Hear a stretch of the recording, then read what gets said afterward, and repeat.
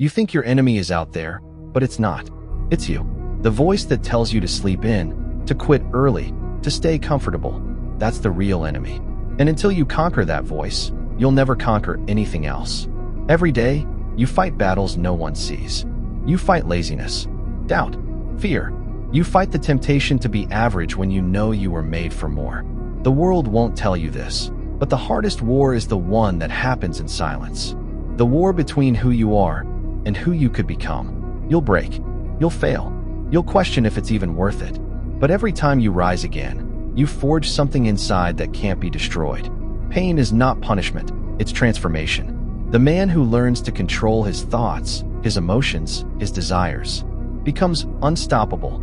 Conquer your mind, and you'll control your destiny. The man who rules himself doesn't chase validation. He doesn't need approval, because he knows real freedom doesn't come from power or wealth.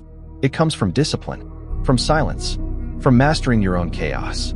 So remember this: the world doesn't need another king. It needs warriors, men who have conquered themselves.